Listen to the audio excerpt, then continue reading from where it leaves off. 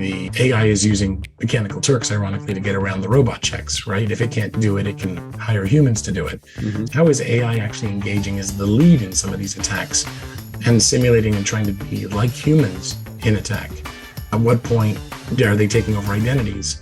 How are they able to recognize, let's say, decoy credentials or applications more effectively than a human could when they encounter them in an environment? I actually blogged recently on something I call negative trust rather than zero trust, which is how do we make the environment hostile to attackers when they come in?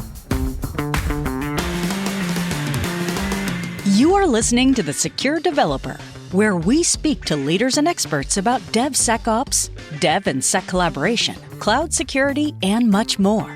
The podcast is part of the DevSecCon community, found on devseccon.com, where you can find incredible dev and security resources and discuss them with other smart and kind community members. This podcast is sponsored by Snyk. Snyk's developer security platform helps developers build secure applications without slowing down, fixing vulnerabilities in code, open source containers, and infrastructure as code. To learn more, visit snyk.io/TSD. Hello, everyone. Welcome back to The Secure Developer. Thanks for tuning back in. Today, we're going to talk about all sorts of interesting things, but maybe specifically focus on AI security and some sort of experienced operator views on it. And for that, we have Sam Curry, who is currently the VP and Chief Information Security Officer at Zscaler, but has a really impressive list of sort of CISO and CTO roles over his history. Sam, thanks for joining us here. Guy, thanks for having me. It's exciting. Man, this is cool. I started sort of looking through the resume, and I knew of some, I didn't know of others, but you were CISOs or security leader anywhere from CA to RSA, Arbor, got, I think, Micro Focus in there. McAfee. McAfee in it. We've got MicroStrategy you might have been thinking of. Yeah. And then, of course, Zscaler now. Maybe, you don't need to sort of, give us the full resume over here, but, can you give us like a quick highlight of how do you think of your journey and maybe a little bit of just context of that feels your time today? My resume is a mess. I think I told you that earlier, but the reason for it is that I think I'm fundamentally curious about stuff. And I think that's really important. My formal, education and training has been in a few areas. The first is physics and linguistics, strangely enough. I speak a few languages. Also literature and philosophy, and then strangely in counterterrorism. So my master's is in counterterrorism. These were areas that interested me at different times, so I just dove into them. I'm also a fellow at the National Security Institute, but I think I have a habit of not saying no, Guy. That's the problem. People always said, hey, Sam, you got to learn how to say no. And I'm like, actually, no, you don't. I mean, yes, it's important to say what you're not going to do. And I do that from a professional perspective and, managing portfolios and things. But if you want to do something, you will find a way to do it. And if you're fundamentally curious, you can be deep in many areas. So AI, I think we've abused as a term, but it is actually a bucket of many, many different deep technologies, some of which have been around for hundreds of years. And I think we throw it around from a marketing perspective. So I've been thinking about and using a practitioner around AI for a long time, especially the interface with security and privacy. And so when the latest wave hit us, it wasn't a big surprise, even if the applications were surprising. I'm certainly excited about where it's going, and I'm a little bit skeptical of some of the fear-mongering going on, that it is belying some rather nasty intent. But I'm actually super excited about some of the things you're doing, Guy, and I'm looking forward to this chat. So I don't know if you want me to unpack anything in my background. I'm sure people can look at LinkedIn, but most of it, I think, applies quite readily here. Yeah, no, I think it's again, long and impressive. And I think maybe one thing I would note is above and beyond sort of the security leadership roles, you do have quite a bit of sort of education background, and you're an adjunct. I still teach. I really want to pay it forward. So I teach, especially undergrad and grad in cyber and some adjacent areas. Yeah. That's great. Maybe we just sort of jump a bit into the AI security path. And, you mentioned you're skeptical. I thought your continuation there was that you're skeptical of the capabilities on it. But before maybe we go into AI security, how do you feel about AI technology? Like, are you sort of seen it evolve, but were you kind of surprised, amazed, maybe not so much? Delighted, actually. I think I was delighted is the word I would use. Delighted. Now, that's the first reaction, because there's a lot to unpack there. We tend to mix how we think and how we feel, and it's very difficult to unpack it. The first thing I'm going to say, it is going to be disruptive in ways that we don't entirely expect. And many years ago, I forget who said it, it might have been Tim Berners-Lee, about the internet is both, but simultaneously the most overrated and underrated technology we've ever had. And I think this is even more so. Maybe this is supplanting that. But I had a series of conversations recently with Daniel Miessler, most recently, about how it's really about augmented humans and that the human experience is fundamentally interesting to me. And while I know it's going to be very difficult for us societally in some places to deal with the introduction of AI, just as it was with automobiles, just as it was with the internet. I'm also super excited about what it means for what we can do and what the human condition can be like as we learn to apply this. I'm interested for how it will empower everyone to be a developer and for artistic creation and innovation and where we can take that. That's really an amazing thing. The fear of AI, though, has been grossly exaggerated by people with very, very little to no evidence to back it up. And very often special interest groups are in particular very, very protective around that. And they're amplifying that voice. That really disturbs me, especially because it's backed with very little science or evidence. But so my initial reaction was delight. Yeah. When I first interacted with it and saw what it could do at scale. I mean, forget the ones that were rushed out too quickly. Certainly the sort of chat GPTs, when they hit the market, they hit it amazingly. But learning how to use it correctly and how to interact with it is non-trivial. And I never thought my linguistics would collide so completely with my cyber so fast. And with my own background in the AI toolkit, all of it came together and I went, okay, wow, this all makes sense to me. Yeah. Because there were so many different domains in AI that were mutually exclusive in the research. If you go look at the research, they were in different areas. The advances were mutually exclusive. And what you're finding now is if you look at the real academic research, it's all mutually reinforcing now. So the rate of advancement in AI is actually accelerating, and the applicability of it in more domains is becoming much more interesting and accelerating, which is really cool. I love the word delight for it. I haven't sort of used it for it. I only just thought of it just then because it was a reaction. Yeah. But yeah, it's a good one because, I feel when I kind of talk to my kids or something and talk about this, I really feel like a bunch of these tools give you an opportunity to feel like a kid and believe in magic again. You interact. It is different. And with all the fallacies, and we're going to talk a lot about them, and the areas where there are pitfalls, but fundamentally the sensation of it is indeed one of delight, generating an image in Midjourney or, having, some juggling that ChatGPT manages to get to kind of go through when you ask it to, just sort of feels fun. And yeah. And magic is a great word, by the way. What we want a world that responds to us magically. Your children, my children, grow up in a world that magically understands them better. And we almost can't understand to the degree to which that's going to be true.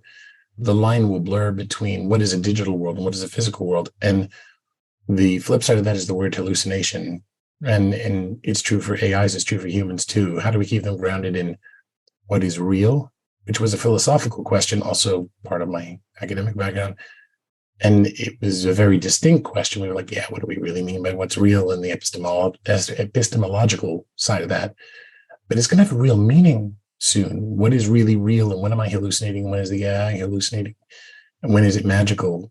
Is a different question. Magical as opposed to magic, right? Yeah. I guess, at the risk of kind of belaboring this analogy a little bit, the magic and the history with magic also includes, of course, the witchcraft and sort of the evil magic aspect and sort of countless tales of magic that was spun out of control. The Gollum story, for instance. To some extent, I didn't think it might sort of stretch that far. We're going to get into the sort of the critique in a sec, but just want to kind of get a bit of a picture. Have you managed do you find yourself using any of these tools beyond just like exploration or fun, ChatGPT or any of these other, do you use them in your day-to-day? I don't. My brother does. So my brother's also in cyber. So for instance, I write very quickly and I express myself almost transparently as a writer. I speak and I write. I think the styles are maybe a little bit different. So for instance, I tried, but the writing didn't come out as well. My brother, and I don't think he would mind me saying this, he's very verbally proficient, but he's never been a good writer. And he's found ways to make ChatGPT spin and to represent him in writing as an extension of himself much, much better than he can write. And so in about the same period of time, for me, it takes 20, 30 minutes to write 1,000, 500, 1,000 words, and it comes out. You can read my blogs. My brother now takes about the same period of time. He spends most of his time massaging the inputs and the prompts and the edits, whereas I spend most of my time direct input. And then I maybe get someone to edit it for me for quick typos and things, because that's painful to do to yourself. I do it for other people though. Yeah. Now, I'm reminded of a conversation with Gary Kasparov back in 2018. He was speaking at a show and buttonhole him after. And he was talking about, Deep Blue and about what it was like to be beaten by the chess machine. And he actually, the conclusion of his talk was, for about a 10-year period, the best chess was played by assisted humans. And so that's where the excitement comes in. What's it going to be like to live in a world where people who've had a barrier of how they communicate in writing or in art or in any form of expression where they haven't built the ability to do that now have an AI or LLM or whatever tool you want to call it, sort of or AI, coding. like it is, AI is the right term in that context, which is Right, or regardless of what coding is or the underpinning of scripting. it. Yeah, QA, those sorts of things. Somebody who can now have the tool made transparent, where you focus on the task rather than on the tool. And now the question is if you can identify what's good, which is something I tell my students. I've said, I expect you to use these tools because they're part of the workforce. Now I'm going to judge you on how you use them and the fact that you cite them. So that's an interesting world, because so many more people can enter into the more advanced things. The productivity can actually go way up.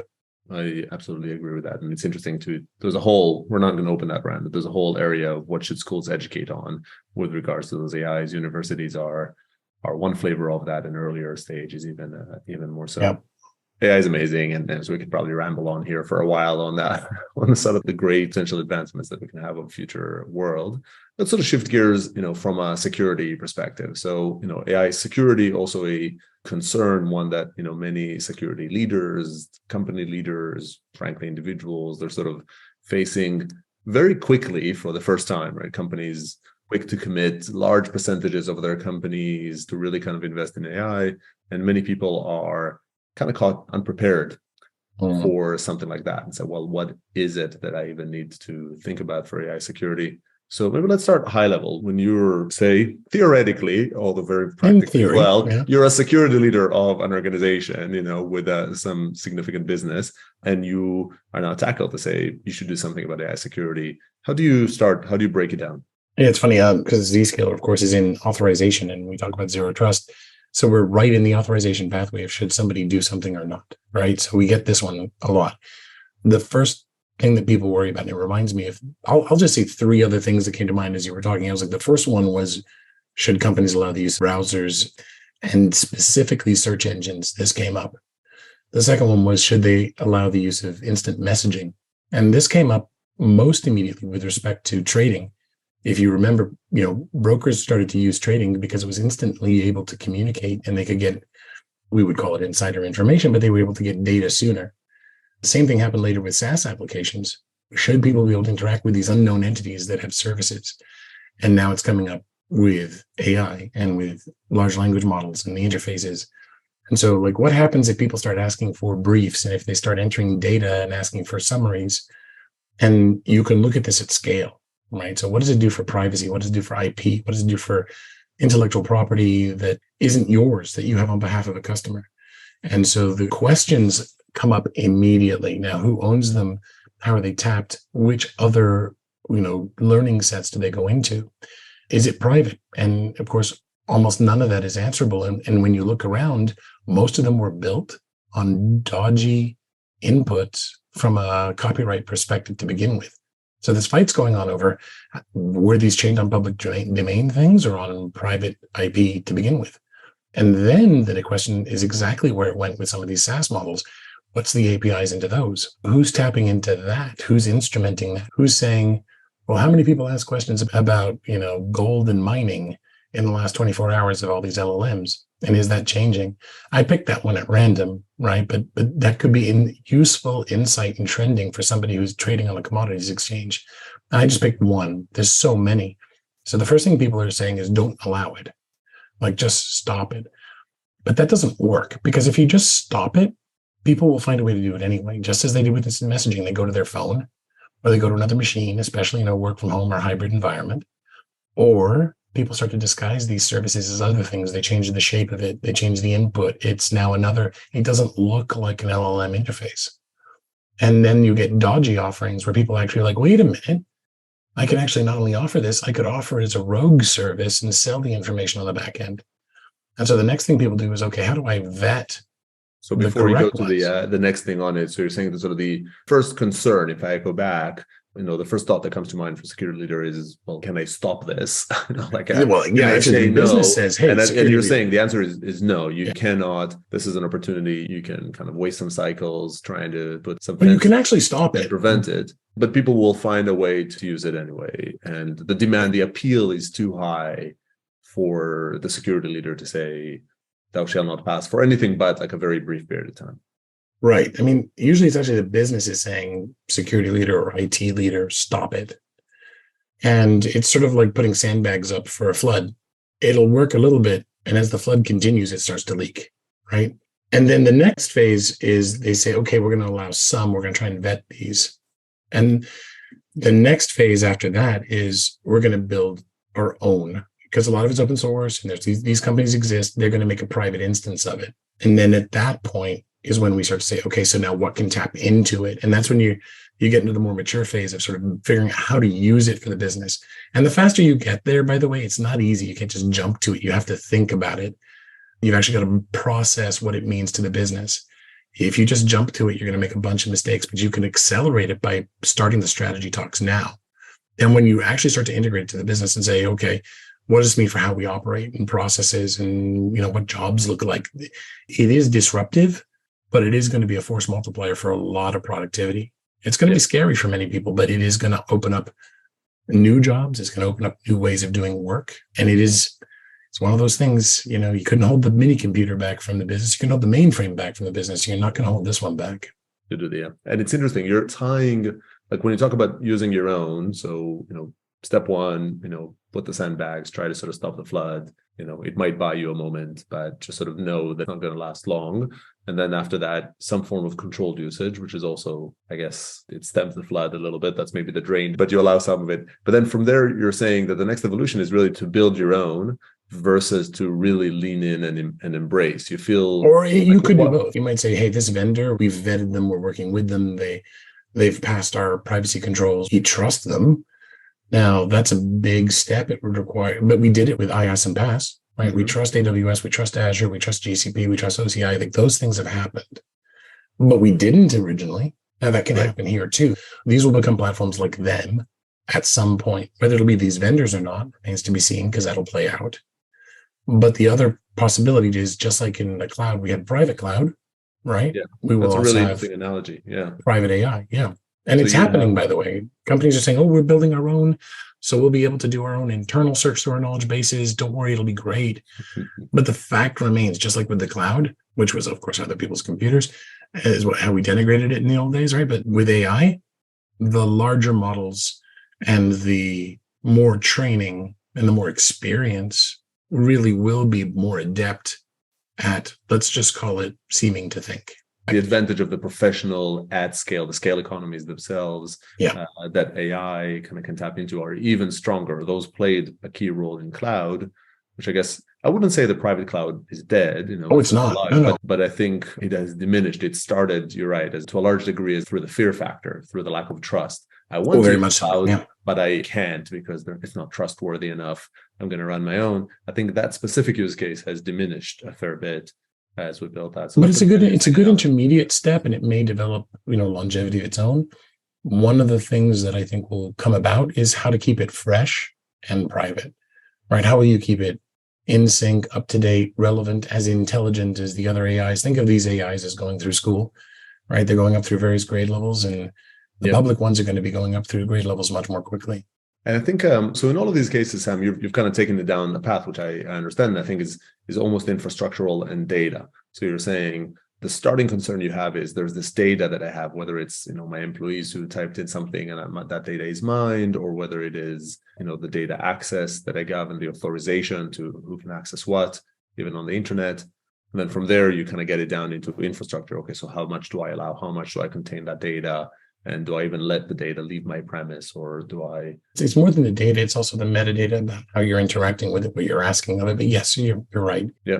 So that's the first concern. Yeah. That's the first concern. It makes sense. AI, like artificial intelligence, machine learning, has data very much at its core. So there's something very sensible about that being the first concern on it. I guess if we take it down to sort of the systems level, then, what's the next concern? So you're worried about data, or what, before we go to systems, let's dig into the part in which you build your own and you use your own data. So this isn't about data leaking because someone typed it into ChatGPT, but rather you want to leverage this technology, whether you're building your LLM or using OpenAI or whomever. I guess, how do you think about the security concerns there? And maybe should that be taboo? You're in the authorization world, at the moment. Is it sort of safe enough for that? Or so in the taxonomy, we've sort of started at the highest level. I think of a taxonomy in nature. We start at the highest level with AI for the business, right? And then the security and privacy concerns around that. At another level, there's also AI for security, right? And there's another one that's security of AI. And so those are three big buckets. In the AI for security, if we break it further down, we've got how it helps humans do the security job, the assisted human, right? And this is how does it help you find signal from noise in the blue team? How does it help you do guided response? How does it help you in the red team, right? To build better tools for attack. And super cool example is I was at a conference recently at Duke University that was talking to regulators, in particular from the developing world. And somebody suggested you should not allow offensive use of AI. And I said, all due respect, no. You need to find the ethical way to do it, because the opponents are using this. Most of it's open source, how it's done. It's not, that's out. And if you hamstring pen testers in red team, then the blue team never build the calluses and the ability to resist the adaptive red team that's using these tools. It can help you in defense as well in blue teaming. It can help you with scripts. I'd love to get to a world where the defenders, and I think this is particularly relevant for Sneak, where the defenders become iterative developers very quickly, where they build little devlets, right? Little applets. And most of the blue team environment is a development environment, and they're iterating questions very quickly, assisted by and maybe accelerated by AI. There's also this notion of yellow teaming, which isn't very spoken of very often. That is not security for DevOps, but DevOps for security. How do you build better tools for the blue team and the red team? And they can have their sprints accelerated as well. And then there's the AI actually on offense, not just helping the attackers, but the AI engaged. So you may have heard the AI is using mechanical Turks, ironically, to get around the robot checks, right? If it can't do it, it can hire humans to do it. Mm-hmm. How is AI actually engaging as the lead in some of these attacks and simulating and trying to be like humans in attack? At what point are they taking over identities? How are they able to recognize, let's say, decoy credentials or applications more effectively than a human could when they encounter them in an environment? I actually blogged recently on something I call negative trust rather than zero trust, which is how do we make the environment hostile to attackers when they come in? And so that's just the second bucket. And then there's the security of the AI itself. So AI for security is a fascinating space. So, and I guess, again, just sort of echoing back, you're pointing out two things, right? One is the arms race. It's the attackers are going to use it. So you better, you either use it or you fall behind, and you'll lose the battle, you lose the war. So that's the kind of the meta. And then second is, you were saying also on a practical level, and you give a whole bunch of examples. Why wouldn't you? AI can do all these other things, all these problems. And I like the evolution. So you're kind of describing at the beginning, it can do the grunt work for you. At some point, you might be doing the grunt work for it, but eventually the end system should be one that is more secure, and it can aspire to a maybe negative security and hostile environment. The UK hostile environment is something totally different at the moment in immigration. So tricky term to use, but in like a very self-defending, adaptable defending environment that tries to identify an attacker that is in the network and seal them off. Those are things that are basically impossible to do at human speed. So it requires AI. So kind of believe me. There's one in the bucket though, Guy, which is highly relevant to Sneak. I think it's doing the triage in AppSec. It's the predicting. It's not just what's the most important thing to address, based on the sort of measure countermeasure world that will come in active conflict, but where are you likely to have vulnerabilities? So there's the known vulnerabilities, and there's a prediction of where you're going to have vulnerabilities, and therefore where you should be focusing things like virtual patching. You're likely to have a buffer overflow here, or you're likely to have vulnerability to high-bit shellcode or something, or SQL injection, et cetera.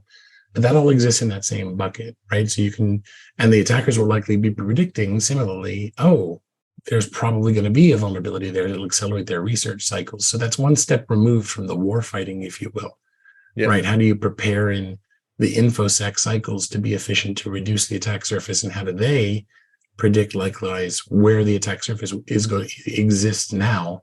They call it the 0-day predictor.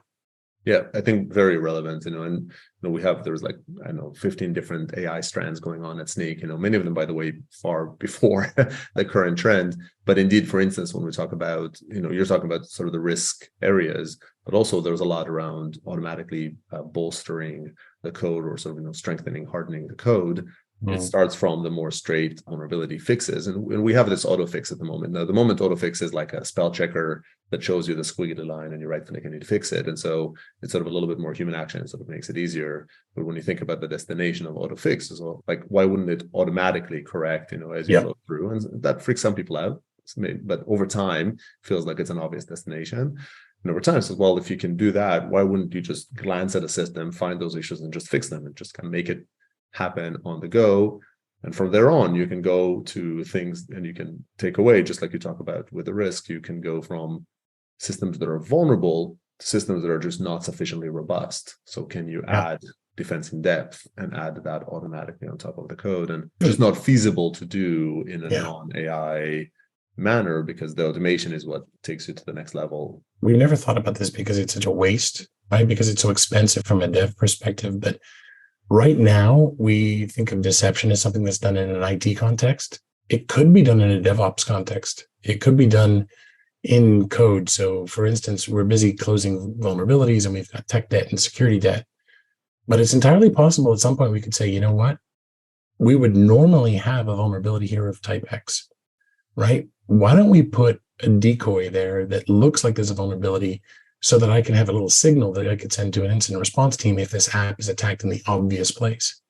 Because the reason we don't right now is there's just not enough resources to do that. But what if it was trivially inexpensive, and we could code those in de facto as we were going for very little expense? It doesn't expose a real vulnerability. It looks like a kick me sign, but actually it sends a signal. That's the kind of negative trust I'd like to get into the application layer. But I don't think that's imminent. I think that's probably a ways down the road when we get much more efficient in our DevOps cycles. But yeah, for sure. To be frank, we stayed in fairly positive land here, right? Like AI positive land. There's also security for AI, but AI for security positive land, of like how AI could really help us, not just with functionality, but actually would be more secure, with a slight warning sign that if we don't, the attackers will. Let's indeed kind of open up the Pandora box, sort of the dark side, and talk about security for AI. So maybe let me start with a bit more of a meta question. Like, what scares you the most? What security concern around the use of AI or LLMs you find most scary? Okay. Yeah. So there's two concerns. I'll go from the biggest to the second biggest. The biggest that I have is, so far, for the last 20 years, attackers have been evolving their capabilities. They've been advancing and adapting faster than defenders. What do I mean by that? Well, the market for doing bad things is growing faster than the security market. Now, there's a healthy, active, robust, dark market out there. The ability to pop a company is getting shorter. The availability of toolkits that blast through most people's security is becoming more readily available at a faster rate. Compare that to the security debt most companies have, the rate at which it's burned down. Now, why is it that way? Well, attackers at nation state levels and financially motivated ones, 100% of their energy is focused on busting in. In defense, we have to worry about convincing a CFO if we need a tool. We don't get to put all of our resources on defense. We are a fraction of the IT budget in terms of people and in terms of spend. So, if you think your typical company spends 12% on R&D, Right now, we realize smaller companies is higher, bigger companies could be a little bit less. Let's imagine the bad guys are a typical company. That means 12% of their budget goes to R&D. That's not the number that goes to security in a typical company. It's a fraction of that. It's like maybe 1% in a really leaning forward company.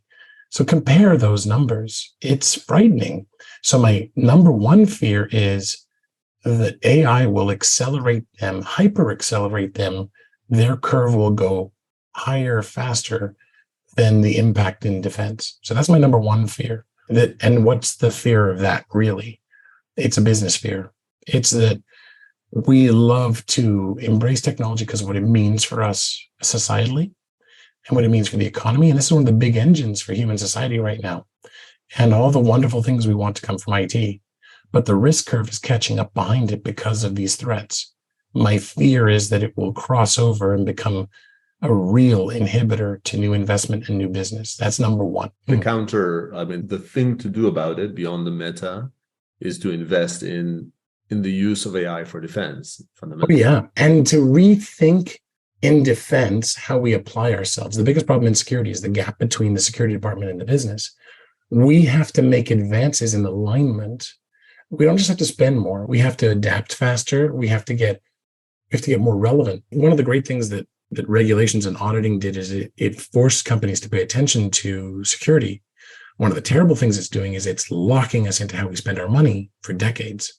Most of our spend is check boxes over stuff we've been doing for 20 years. It's great that it made us do it. Now we're stuck doing it. Like most of the spend as a CISO is on things like antivirus and firewalls and VPNs. Most of that stuff hasn't changed in 20 years. So how do you free money up to place new bets, to try new things, right? So we've got to get more agile and flexible in security operations and toolkit and stack. Yeah, a really kind of important point on regulation. So you're not objecting to regulation existing. No. In fact, you're sort of encouraging it to force someone to invest. But you're saying once invested in the zero-sum game that is my security budget, it is forcing me to spend money in areas that I do not want. Yeah, I call it discretionary versus statutory spend. Your discretionary spend should be about reducing risk, whereas your statutory spend is about avoiding fines. Yeah. How do you convince the regulators that you're moving out of the check boxes because the risk behind those things is resolved? And now you're moving the funds to where it's useful to reduce risks in an emerging, changing, adaptive world where the opponent is a human being innovating and doing R&D. Now, the second risk has to do with the human side. We talked about a talent gap and not enough people. So one of the great things that LLMs will do in AI is it will rapidly increase the rate at which people can learn and enter the industry. But engineering has this horrible thing called leaky abstraction, which is whenever you build something, you create an abstraction layer that hides complexity behind it. And if you just deal with the abstraction layer and don't truly understand what's underneath, you begin to make mistakes. So for instance, if the LLM starts to tell you, hey, you're being attacked by this attacker, and it fits here in the MITRE attack framework, and here's the next step, and here's the recommended next step or counter from the MITRE engage framework, it becomes a rote ability without much intelligence. And so the operator doesn't know, where is this coming from under the hood? Now, that's an opportunity for two kinds of mistakes. I used to call this the mirror chess problem with automation. The first is you become predictable. And in mirror chess, if you've ever played chess and you mirror your opponent, sorry, I love chess. I mentioned Gary earlier, right? But if you mirror your opponent, you can be defeated because they know what you're going to do in response to them. It's an asymmetric game, believe it or not, chess, right? Because there's a reason for it, but in time, it's asymmetric and on the board, actually. And so that's the first problem. They know what you're going to do when you do something. That's a weakness. The second thing is you can be subject to poisoning, meaning somebody will know how your LLM is learning or how your AI is learning.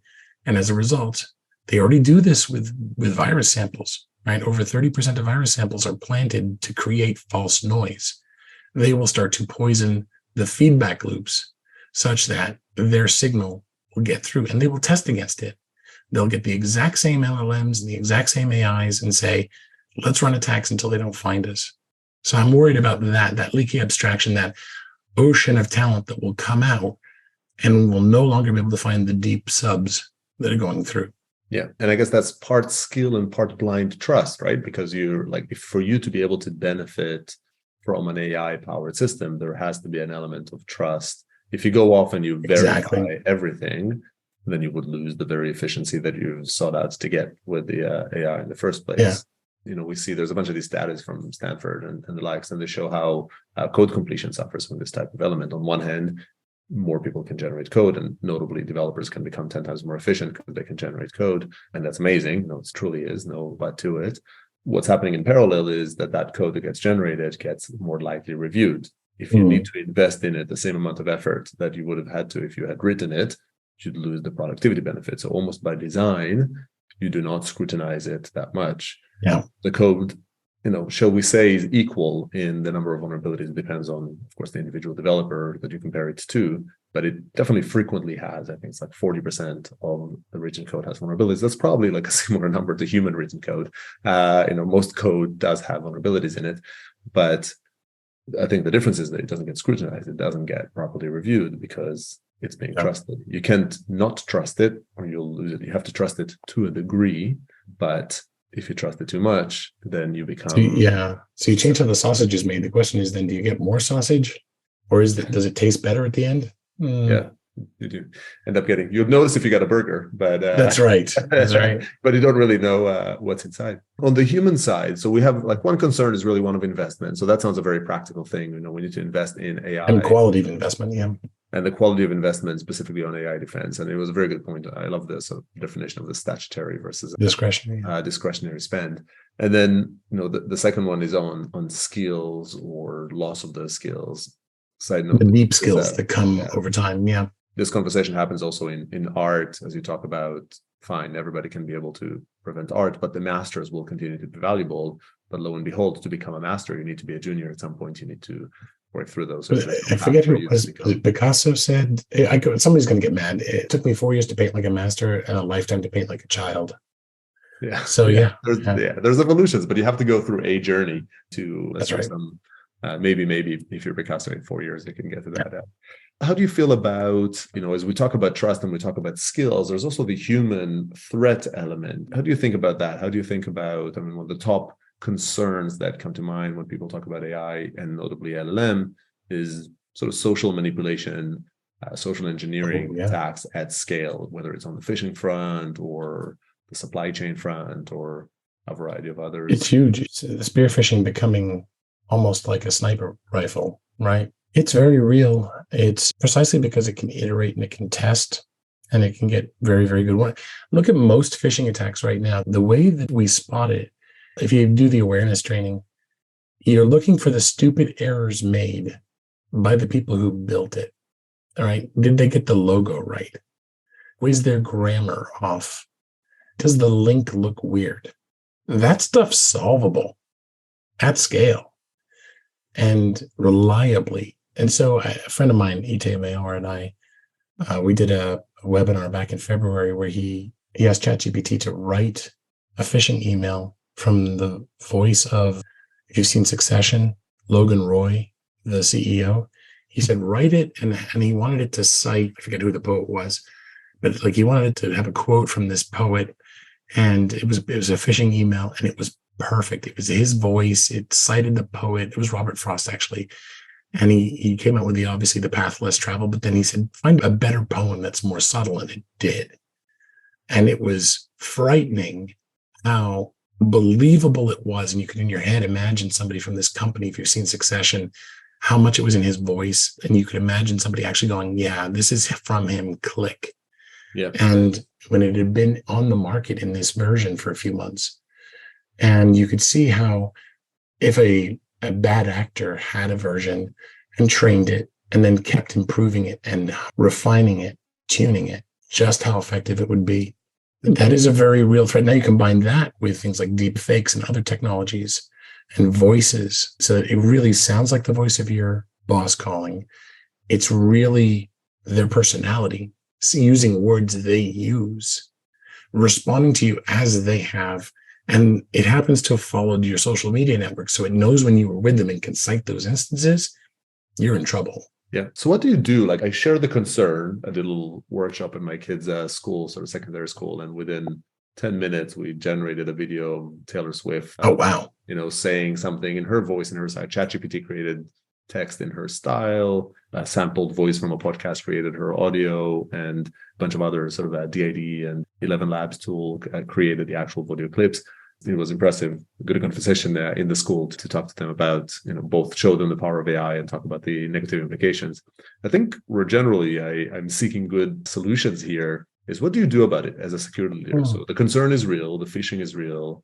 I mean, is this a training solution? I mean, how do you prepare for this on the organization? Yeah, training is not the solution. Training is part of the solution because you never do without it for two reasons. One, you're regulated on it. And two, it's always smart to have people be more informed. You can try to even gamify things, have them be more active, but you don't want to be a complete pain, right? And so it's got to be practical and usable, right? But the real answer here is we have to stop being terrified of what could be done and deal with what is being done, even when the rate of innovation is very, very high. And what do I mean by that?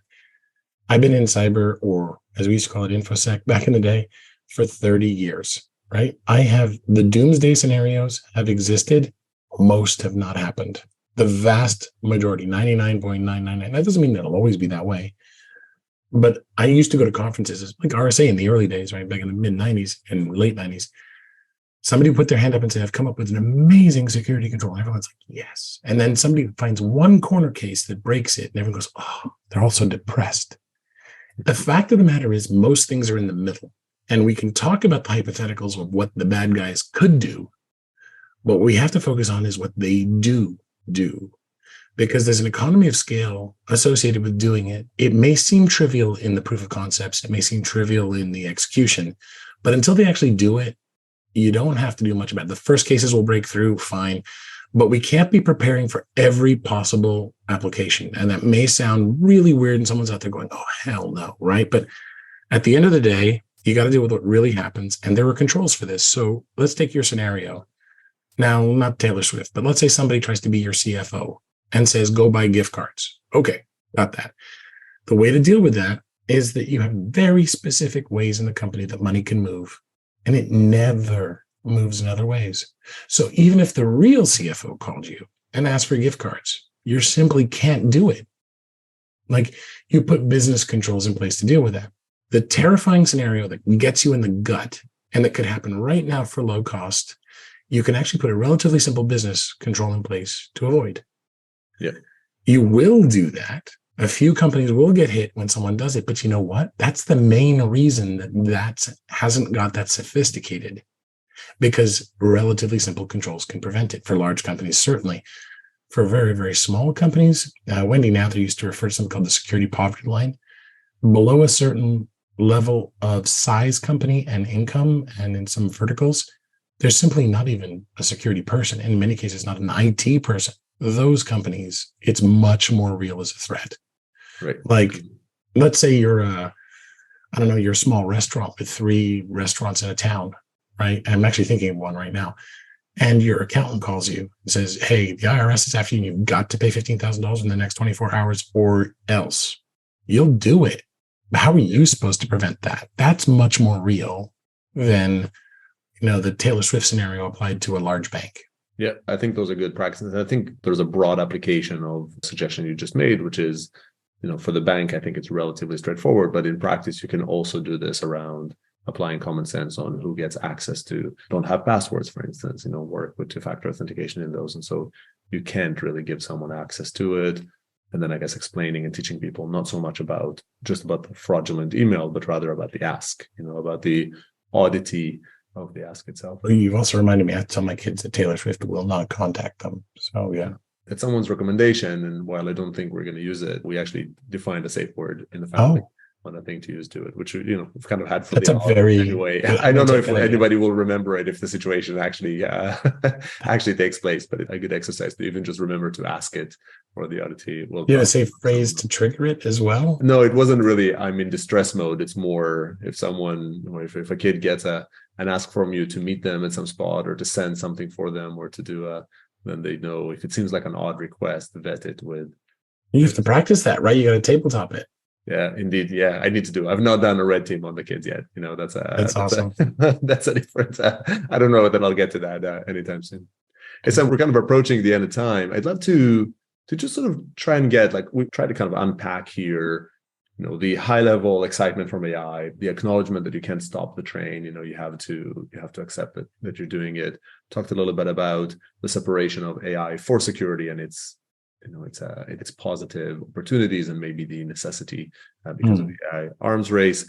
Talked a little bit about security for AI and your sort of top 2 or 3 concerns there. If we kind of bring it down just to the world of very practical, right? You're a situation that many CISOs are in today, some groups in their team, I mean, even putting aside the use of AI, because I think you actually gave a good answer to it.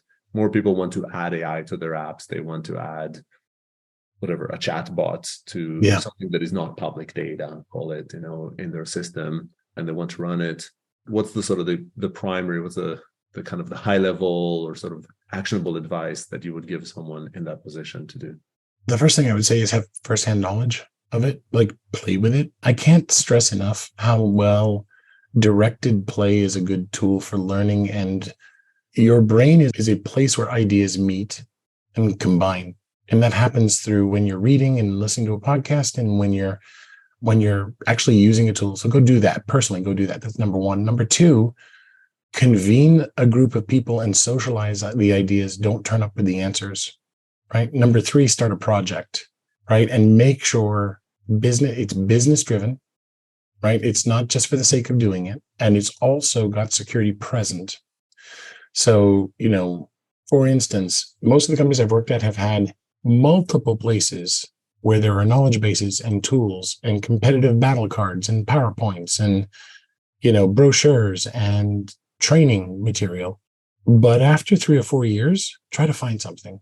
I mean, really try to find something, especially if you're a new employee. So you're like, oh, now I've got to go see a customer and they've asked about how we stack up against that company. It's just a little bit funny because one of the solutions at the moment is to create a chat interface to search that data. But precisely. But that said, but everybody's trying taken, which is that data gets lost in the system. You might not even know that you need to search for it. Yeah. And by the way, we had this exact problem with searches. We tried to build Google for Insight or whatever, right? And Alta Vista for Insight, if you go back far enough, right? But a lot of those projects are business driven. If they can produce results internally on the internal data, fantastic. So now go socialize. That's a business-driven thing. You can put real metrics and a business case around it, and you can have security present at the table because now you got to ask the question, who can get to it? Under what conditions? How do you authorize it? Where can they get to it from? Etc. What are the APIs that plug into it? It can see everything. Should it? Right? What can it see? So if a bad guy got in and could get an interface and they could say, show me all contracts, right? So my advice is first start at the simple level of understanding it, and then go right through to the point of having a project. And then this is a key point. Seek external communities to either advise and validate or to socialize the ideas of what you're doing and see what they're doing. Because you're not the only people going through this. Every company is going through this right now. And governments are going through this right now, by the way. Imagine what it's like to do this for a national government.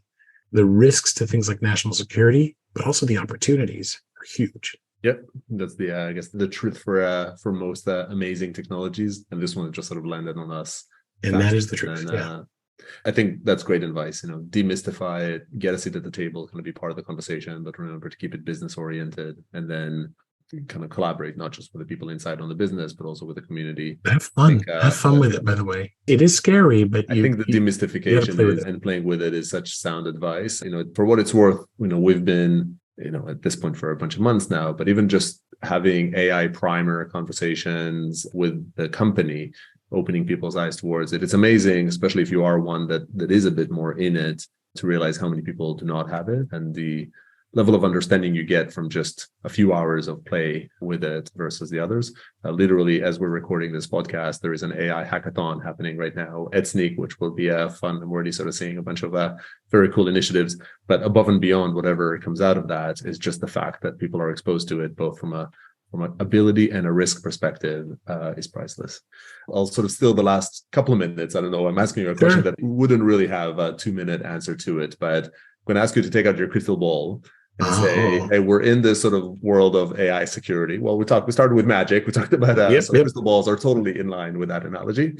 And say in 5 years' time, eternity in AI world, what do you see as the sort of the state of AI security? what was it Einstein said? I don't know what the next war will be fought with, but the one after will be with axes and stones. I'm paraphrasing. It's been a long time since we thought this would be a simple problem, right? It was 1960. Someone said, "Oh, we'll solve this in a couple of years." We still don't have a general intelligence. We still don't have another sentience to speak to. One of the biggest insights that I heard was from Daniel Miessler, who I mentioned earlier. He said, ChatGPT and LLMs have understanding, but they don't have sentience. And I would add that they don't take initiative. They don't have reasoning. Right? So ChatGPT doesn't come and ask you questions, right? That's very important. Now, there's other forms of AI. There's other tools in the AI toolkit that can do things like that, but we haven't broken through a number of very critical barriers to intelligence. This is why a lot of the hype that I hear is really hype. But I think the most important thing we're going to get in the sort of 3 to 5 year time frame, if that's what you're concerned about, is it will become boring and commonplace. We'll hit what Gartner calls the plateau of productivity. We may be faced with two big things. And I say may because the thing about crystal balls is it's easy to predict 100 years out. It's really hard to predict short period, right? But there's two big things that could come along. One is a Luddite-like revolution where people want to break the mills and really put the genie back in the bottle, right? And the other one is further breakthroughs in sentience, in reasoning, or in ability for intelligence to take initiative. One of the things that's fascinating is the degree to which intelligence appears to be emergent in complex systems, and actually not as complex systems as we've always thought. Many more animals appear to be intelligent. Many more forms of life, including, believe it or not, plants and mycology, seem to have emergent intelligence, which is taking the world by storm right now. And even some seemingly natural structures seem to have intelligent-like patterns to them. So, hey, if this is a simulation, it may be the starting parameters for the simulation have consciousness easy. I don't know. But if something happens there, it would change the game, right? And I would expect another wave of fear. I would expect another wave of concern and, frankly, more disruption. And it seems like disruptors are coming more quickly. So the most likely thing is that plateau of productivity, boredom, and we adjust and adapt what we're doing. We start to find AI in every part of the business. We start to get used to it. I think we'll probably still be in a hybrid workforce, most of which is about real estate prices, by the way, just putting it out there. But it's those two things. Will we have a general revolution against it? Or will we break through the true sentience barriers? And those are the things that could change the game. That's my high-level crystal ball, Sam deceleration or a significant acceleration. Exactly. Super interesting. I guess we'll wait and see. Otherwise, it's going to be boring. We'll try to keep the doors open and the security locks still functioning. Sam, this has been great. Thanks a lot for joining us and sharing all these views. I appreciate it. Thank you. And thanks everybody for tuning in. And I hope you join us for the next one. Thank you for listening to The Secure Developer. You will find other episodes and full transcripts on devseccon.com. We hope you enjoyed the episode, and don't forget to leave us a review on Apple iTunes or Spotify, and share the episode with others who may enjoy it and gain value from it. If you would like to recommend a guest or topic or share some feedback, you can find us on Twitter at DevSecCon and LinkedIn at The Secure Developer. See you in the next episode.